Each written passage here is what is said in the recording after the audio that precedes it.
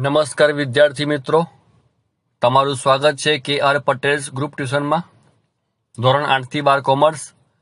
અને આજે આપણે અભ્યાસ કરીશું ધોરણ 12 કોમર્સમાં BAમાં ચેપ્ટર 9નો ત્રીજો વિડીયો. આપણે છેલ્લા વિડીયોમાં જોયું હતું કે ગૌણ બજાર શું છે, લાક્ષણિકતાઓ કઈ કઈ છે, અને એ કન્સેપ્ટ ક્લિયર કર્યો હતો કે પ્રાથમિક બજાર શું છે અને ગૌણ બજાર શું છે. જે જામીનગીરીની પ્રથમ વખત લે વેચ થાય એને પ્રાથમિક બજાર કહે છે. અને જામીનગીરી મતલબ શું? શેર, ડિબેન્ચર વગેરે. અને જે જામીનગીરીની બીજી વખત જે લે વેચ થાય એને આપણે કહીએ છીએ ગૌણ બજાર, જે આપણું કહેવાય શેર બજાર. હવે આજે આપણે શીખવાના છે એના કાર્યો, ગૌણ બજાર, શેર બજારના કાર્યો. તો પહેલું કાર્ય છે તરલતા. હવે આ તરલતા એટલે શું? પ્રવાહિતતા. મેં તમને કહ્યું હતું પહેલા વિડીયોમાં કે આ શબ્દોનો આપણે બહુ ઊંડાણપૂર્વક અર્થ સમજવાના છે. તો આપણે આનો અર્થ સમજીએ કે તરલતા એટલે શું.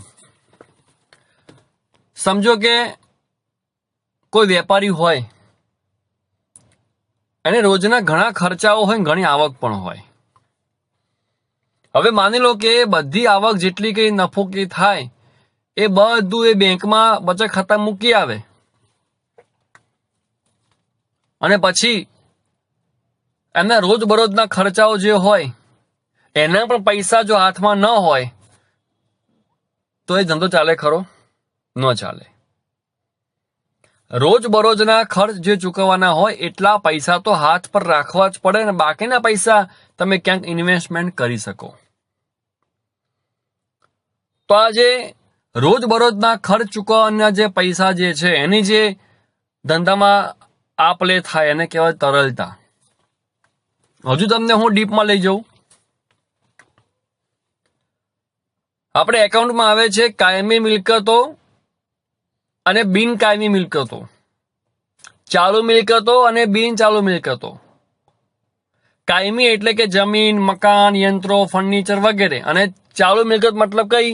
દેવાદાર, રોકડ, બેંક, લેણી હુંડી, આખા સ્ટોક વગેરે. તેને આપણે ચાલુ મિલકત કેમ કહીએ છીએ? કારણ કે એ મિલકતનું રોકડમાં ઝડપથી રૂપાંતર થઈ જાય છે, રોકડા જલ્દી પાછા મળે છે, એટલે એને કહેવાય ચાલુ મિલકત. તો ધંધામાં આ રોકડનો પ્રવાહ આવવાનો જવાનો એ સ્મૂથ હોવો જોઈએ. રોકડા આવે પણ ઝડપથી, અને આપણે ખર્ચ પણ કરી શકીએ એટલા પૈસા આપણી પાસે હોવા પણ જોઈએ. એને કહેવાશે તરલતા. એટલે કોઈ પણ વેપારી જે હોય ને એ અમુક પૈસા પોતાની પાસે રાખશે ને બાકીના પૈસા બેંકમાં ભરશે. અને તમે જો યાદ કરાવું તો 11 કોમર્સમાં આપણે ચેપ્ટર હતું એકાઉન્ટમાં રોકડ મેળ, બેંક સિલક મેળ, જો તમને યાદ હોય તો એમાં આપણે શું કરતા હતા? રોકડ મેળની અંદર છેલ્લે આ એક એવો વ્યવહાર છેલ્લે આવતો હતો કે ₹5,000 હાથ પર રાખી બાકીના પૈસા બેંકમાં ભર્યા. આ વ્યવહાર જો તમે યાદ હોય તો છેલ્લો વ્યવહાર હંમેશા દાખલામાં આવો આવતો હતો કે અમુક રૂપિયા હાથ પર રાખ્યા અને બાકીના પૈસા બેંકમાં ભર્યા. તો ત્યાં પણ શીખવાનું એ હતું કે અમુક પૈસા હાથ પર રાખવા પડે તો જ ધંધામાં તરલતા રહે છે, રોકડની તમે આપ લે કરી શકો છો. તો આ શેર એવી વસ્તુ છે કે તમે ખરીદી પણ શકો છો અને ઝડપથી વેચી પણ શકો છો, રોકડા ઊભા કરી શકો છો. તો પહેલું કામ છે તરલતાનું. તો જામીનગીરીઓના ખરીદ વેચાણ માટે શેર બજાર સતત બજાર પૂરું પાડે છે, અને રોકાણકાર જ્યારે ઈચ્છે ત્યારે તે ખરીદ શકે છે, અને જ્યારે પણ જરૂર પડે પૈસાની અથવા તો જ્યારે ભાવ ઉચકાય ત્યારે એ વેચી પણ શકે છે. તો આ રીતે જામીનગીરીઓને તરલતાનું કામ આપવાનું જો કરતું હોય તો એ ગૌણ બજાર છે, શેર બજાર છે. બીજું કામ છે જામીનગીરીનું મૂલ્યાંકન કરવું. એટલે કે તમે જે જામીનગીરી ખરીદી છે, હવે હાલ એનો બજારમાં ભાવ કેટલો છે, એનું મૂલ્ય કેટલું છે, એને કહેવાશે મૂલ્ય આંકવું, મૂલ્યાંકન. તો તમારી પાસે જે જામીનગીરી હાલ જે છે એની બજારમાં હાલ એની વેલ્યુ, એનું મૂલ્ય કેટલું છે, તમને એ કામ ગૌણ બજાર કરી આપે છે. અને એ પણ માંગ અને પુરવઠાને આધારે. આપણે શીખી ગયા એકોમાં અર્થશાસ્ત્રમાં શીખ્યા 11 કોમર્સમાં કે જ્યારે માંગ કરતા પુરવઠો ઓછો હોય તો ભાવ વધે છે, અને માંગ કરતા પુરવઠો વધારે હોય તો ભાવ ઘટે છે. તો એ જ નિયમ પ્રમાણે માંગ અને પુરવઠાને આધારે આપણે જામીનગીરીનું મૂલ્યાંકન કરી શકીએ છીએ. રોકાણકાર જ્યારે પણ ઈચ્છે ત્યારે એની જામીનગીરીનું મૂલ્ય કેટલું જાણી શકે છે. સરકાર અને લેણદાર પણ તમારી જામીનગીરીનું મૂલ્યાંકન કરી શકે છે. ઘણા બધા બીજા પરિબળ પણ છે, જેમ કે કંપની હોય પોતાનું જાહેર થતું ડિવિડન્ડ પણ જામીનગીરીના આધારે આપતું હોય છે. તો તમારી જામીનગીરી કેટલી છે એનું મૂલ્ય જો તમને ખબર હોય તો તમને એની ઉપર કેટલું ડિવિડન્ડ મળશે, કેટલી લોન મળશે એ આપ જાણી શકો છો. ત્રીજું છે બચતોનું મૂડીમાં રૂપાંતર કરવું. જે કોઈ રોકાણકાર હોય કે સમાજનો કોઈ પણ વ્યક્તિ હોય એની પાસે જે કોઈ બચત હોય છે એ બચતથી શું કરે છે? જામીનગીરી ખરીદે છે, મતલબ કે રોકાણ કરે છે. તો આ રીતે પોતાના પૈસા એક પ્રકારનું સેવિંગ કહી શકાય, એ પણ સરળતાપૂર્વક એની ઈચ્છાએ એ જામીનગીરી ખરીદી પણ શકે છે અને વેચી પણ શકે છે. મતલબ કે બચતનું મૂડીમાં રૂપાંતર બહુ આસાનીપૂર્વક આમાં થઈ શકે છે, જોખમ સાથે. કારણ કે આપણે વિચારીએ છીએ હાલ ખાલી પોઝિટિવ પાસું, પણ જો ભાવ ઘટી જાય અને પછી વેચે નુકસાન પણ થાય છે. પણ વાત એ છે કે જ્યારે ભાવ ઉચકાય ત્યારે ચોક્કસ એ મૂડીમાં પરિણમે છે. ચોથું છે મૂડી સર્જનમાં મધ્યસ્થી. શેર બજાર પોતે કોઈ પ્રકારનું મૂડી ઉત્પન્ન કરતું નથી. એ તો માત્ર જામીનગીરીના ખરીદ વેચાણ માટે એક જગ્યા પૂરી પાડે છે, એક મંચ, એક સ્ટેજ, એક માધ્યમ પૂરું પાડે છે કે જેના કારણે એ મૂડી સર્જનમાં મધ્યસ્થી બને છે. એટલે શેરબજાર અને ગૌણ બજાર તમે જે નામ આપો તે એ એવું કૃત્રિમ વ્યક્તિ છે કે જે ખરીદનાર વેચનારને ભેગા કરી આપે છે. આપણે જોયું કે શાક માર્કેટમાં બધા ભેગા થાય એટલે તમારે જે કંઈ શાકભાજી લેવું હોય આપને મળી રહે, અને એમને પણ વેચવા માટે ક્યાંય ગલીએ ગલીએ ભટકવું પડતું નથી. માટે એ માર્કેટ ભલે કૃત્રિમ વસ્તુ છે પણ એ ખરીદનાર અને વેચનારને એક સાથે ભેગા કરી આપે છે, એવું મંચ પૂરું પાડે છે, માધ્યમ પૂરું પાડે છે. એ જ રીતે શેરબજાર પણ પોતે કોઈ મૂડી સર્જન કરતું નથી, પણ જામીનગીરી ખરીદનારા અને વેચનારાઓને એ એક સાથે કરી આપે છે. પાંચમું છે સોદામાં સલામતી. શેરબજારમાં જેટલા પણ સોદા થાય છે એ બધા નિયમને અનુસાર થાય છે. સલામતી એટલે એમ નથી કે તમારા પૈસા કદી ડૂબશે જ નહીં. સલામતી બે પ્રકારની હોય છે. એમાં જે એક પ્રકાર જે છે કે કાયદાકીય રીતે યોગ્ય એની વાત છે અહીંયા. બાકી શેરબજારમાં સલામતી એવી તો શબ્દ ક્યાંય છે જ નહીં. તમે જે પૈસા રોક્યા છે એ ડબલ પણ થાય અને અડધા પણ થાય, એમાં કોઈ જ નિયમ હોતો નથી. પણ અહીંયા સલામતી એટલે બધી કાયદાકીય પ્રોસેસ થાય છે, તમારી પાસે કોઈ ચીટિંગ નહીં થાય એ રીતે સલામતીની વાત છે અહીંયા. કે જેમ દરેક બેંક ઉપર આરબીઆઈનું નિયંત્રણ છે, રિઝર્વ બેંક ઓફ ઇન્ડિયાનું નિયંત્રણ છે અને એના કાયદા અનુસાર જ બેંક બધી કામ કરે છે, એ જ રીતે અહીંયા પણ શેરબજારમાં બધા જેટલા પણ કામ કર દલાલો જે હોય છે, જેટલા દલાલ કહો કે બ્રોકર કહો કે મધ્યસ્થી કહો કે કોઈ પણ કંપની કહો, જે કંઈ હોય છે બધા સેબીના નિયંત્રણ નીચે જ કામ કરે છે, એમના કાયદા અનુસાર જ કામ કરે છે. SEBI, security and exchange board of India, SEBI. તો સલામત એ રીતે કે બધા દલાલ, મધ્યસ્થી, કંપની બધા સેબીના નિયંત્રણ નીચે એમના કાયદા અનુસાર જ કામ કરે છે, અને એવું કહી શકાય કે આ સોદાઓ એટલા માટે સલામત છે. એટલે સલામતી કયા અર્થમાં છે તમે ખાસ ધ્યાનમાં લેજો. અને આ રીતે સોદાઓ શેરબજારના ધારા, ધોરણો અને નિયમ અનુસાર થતા હોવાથી એવું કહી શકાય કે રોકાણકારોને સલામતી બક્ષે છે. છઠ્ઠું છે મૂડી બજારનો વિકાસ. શેરબજારને કારણે જે કોઈ સમાજનો વ્યક્તિ હોય એ પોતાની બચત જે છે એ જામીનગીરી ખરીદીને ઉદ્યોગ તરફ વાળી શકે છે. એટલે કંપનીને પણ પોતાનું બિઝનેસ ચલાવવા માટે એક લાંબા ગાળે મૂડી મળી રહે છે.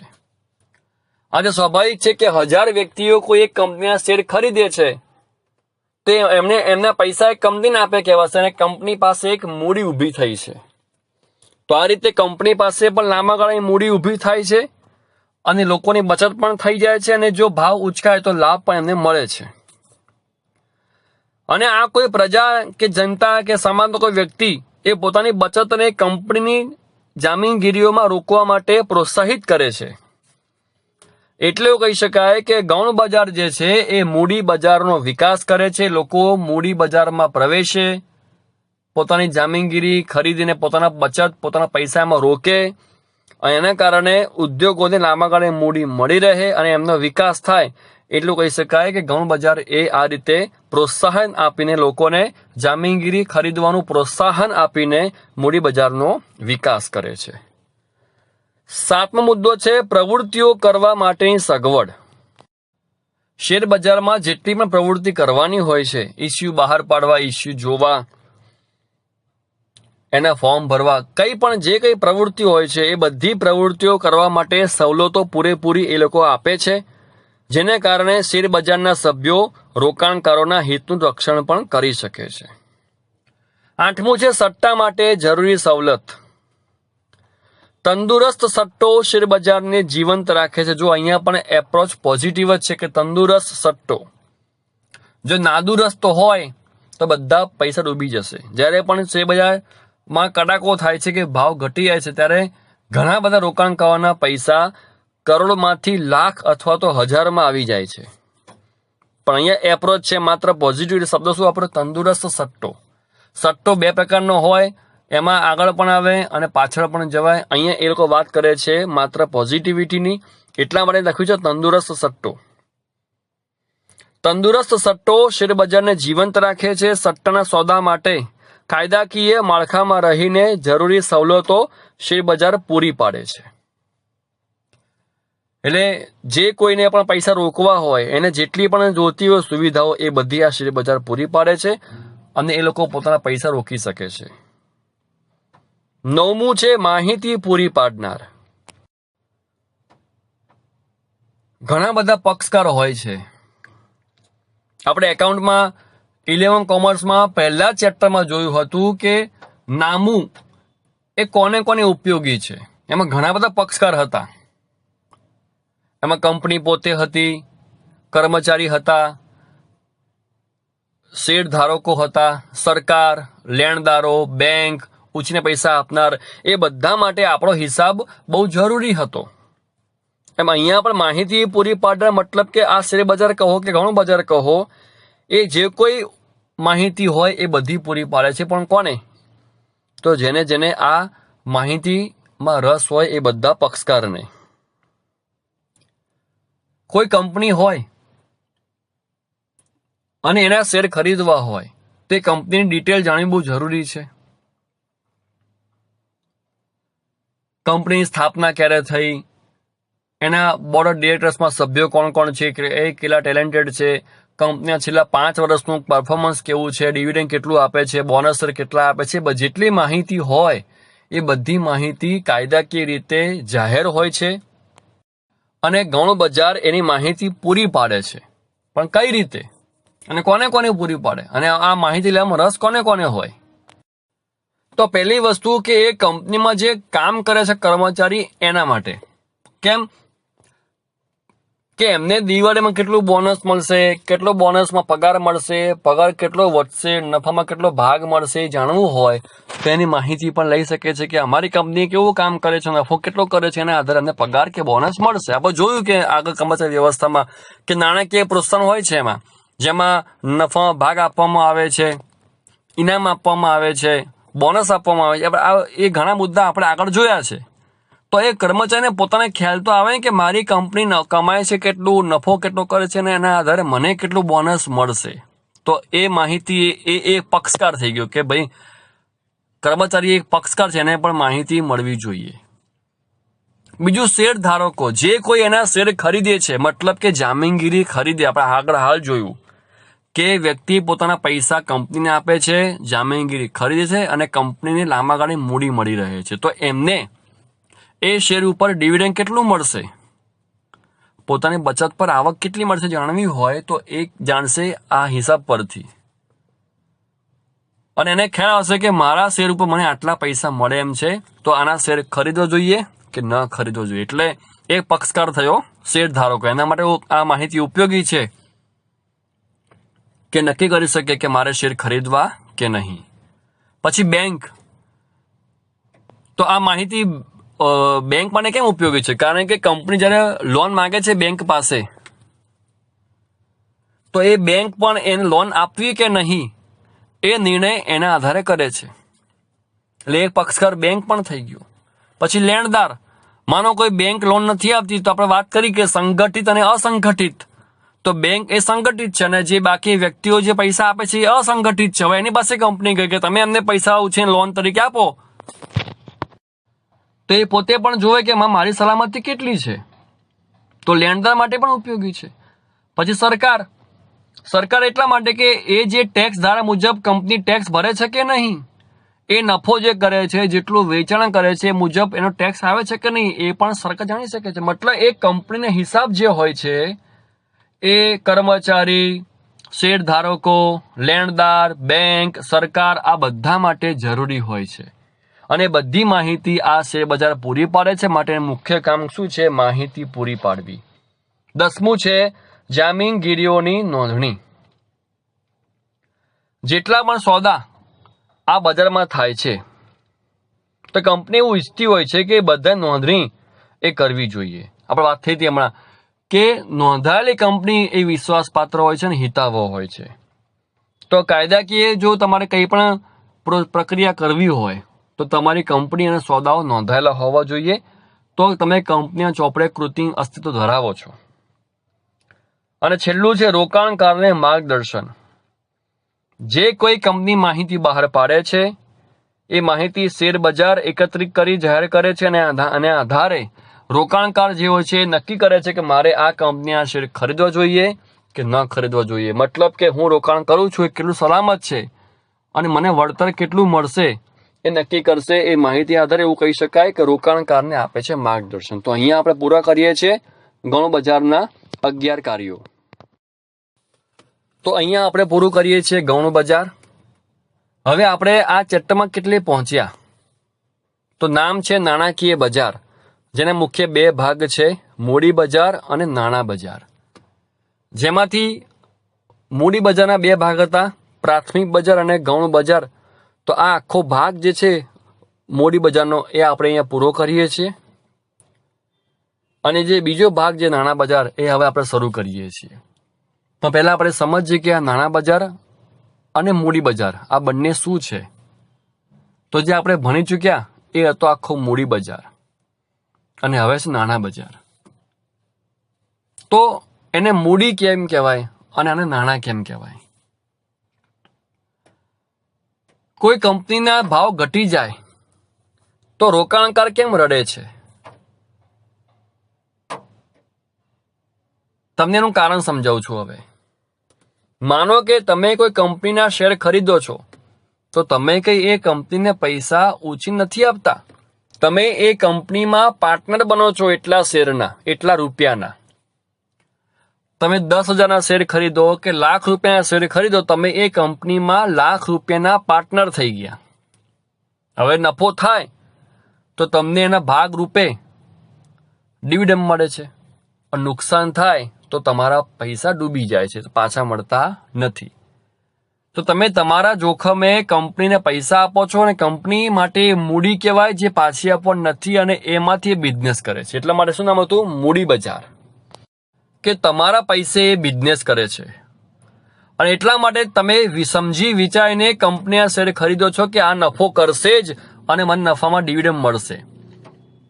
એટલા માટે એ મૂડી કહેવાય છે. તમે જે પૈસા આપો છો એ આપો છો નફા ભાગ તરીકે એઝ એ પાર્ટનર. તો ડૂબી જાય તો તમારું જોખમ છે, પૈસા ગયા, પાછા માગી શકતા નથી. એ હતું આખું મૂડી બજાર. અને હવે છે નાણાં બજાર. તો એ નાણાં બજારમાં શું વિગતો છે, એ કઈ રીતે અલગ પડે છે, એ બધું શીખીશું આપણે નેક્સ્ટ વિડીયોમાં. પણ તમારી ખાસ હવે ફરજ છે કે આ આખો એક ટોપિક પૂરો થયો 3 વિડીયોમાં મૂડી બજારનો. તો મૂડી બજારનો શું અર્થ છે, લાક્ષણિકતાઓ કઈ હતી, એના 2 પ્રકાર, પ્રાથમિક અને ગૌણ. એમાં શું હતું, એમાં કયા કાર્યો હતા, લાક્ષણિકતાઓ કઈ હતી, એમાં તફાવત શું છે, તમે ખાસ અભ્યાસ કરજો એનો. તો જ તમને મૂડી બજારનો કોન્સેપ્ટ મગજમાં ક્લિયર થઈ જશે અને તો જ તમે નાણાં બજાર શીખી શકશો. કારણ કે મૂડી બજારનો કન્સેપ્ટ મગજમાં ક્લિયર હોય તો નાણાં બજાર કઈ રીતે અલગ પડે છે એ તમે સમજી શકશો અને જલ્દી આપ યાદ પણ કરી શકશો. આવજો.